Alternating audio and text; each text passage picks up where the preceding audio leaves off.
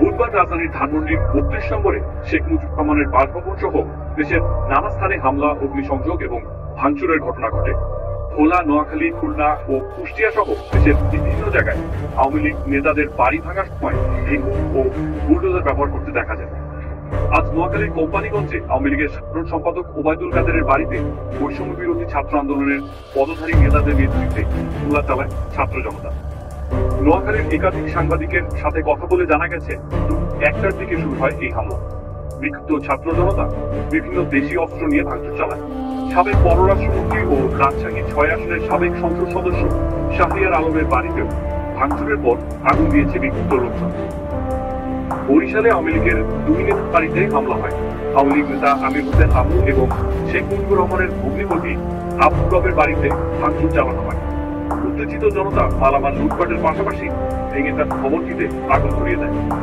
আওয়ামী লীগের উপদেষ্টা পরিষদের সদস্য সাবেক মন্ত্রী তোফায়েল আহমেদের ভোলার বাসভবনে ভাঙচুর ও অগ্নিসংযোগ করেছে বিক্ষুব্ধ মানুষ।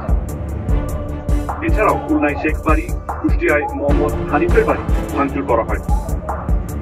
চট্টগ্রামের জামাল খান রোডে বৃহস্পতিবার রাত ১০টার পরে খাদ্যবিদ স্কুলের দেয়ালে শেখ মুজিবের জীবনকর্ম নিয়ে তৈরি দেয়ালচিত্র ভাঙচুর হয়।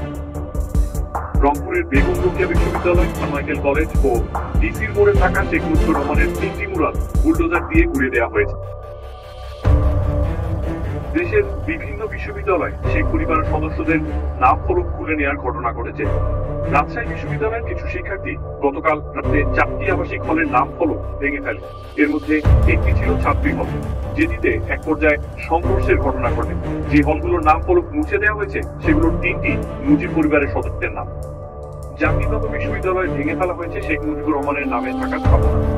রংপুরের বেগম রোকেয়া বিশ্ববিদ্যালয়ে শেখ মুজিবুর রহমান সহ তার পরিবারের সদস্যদের নামে বিভিন্ন স্থাপনা দেওয়া হয়। ভাঙচুর চালানো হয় শাহজালাল বিজ্ঞান ও প্রযুক্তি বিশ্ববিদ্যালয়ে। কুড়িগ্রাম শহরের বিভিন্ন স্থানে অবস্থিত শেখ মুজিবুর রহমানের মুরাল ভেঙে দিয়েছে বৈষম্য বিরোধী ছাত্র আন্দোলনের নেতাকর্মী। বৃহস্পতিবার দুপুর ২টা থেকে শুরু হয় এই ভাঙচুরের কার্যক্রম এবং চলে সন্ধ্যা ৬টা পর্যন্ত। ধানমন্ডির ৩২ নম্বরের বাড়িতে ভাঙচুরের ঘটনা অনভিপ্রেত ও অনাকাঙ্ক্ষিত বলে মনে করে অন্তর্বর্তীকালীন সরকার।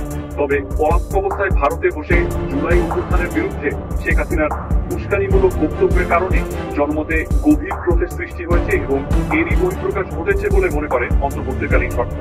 বৃহস্পতিবার প্রধান উপদেষ্টার প্রেস উইং থেকে পাঠানো এক বিবৃতিতে এই কথা জানানো। আরো আনন্দ করি, কেমন লাগতেছে? আমি আনন্দ করতেছি, আমরা আনন্দ লাগে, আমার তো খুশি লাগে। ওরা যদি ফাঁসি দিয়ে হালাইতো, ওরা ফাঁসি দিয়ে যদি হালাইতো, ওর আমরা আরো খুশি, আরো খুশি, আরো খুশি। ওর যেভাবে করতেছে এগুলি কেউ করে না। ওদের গরিবের হক মাইরা যদি খায় এ কোনোদিন হয়নি। এর লেগে দেখ সর কেমনে ছাত্ররা লুট করে দূরেছে।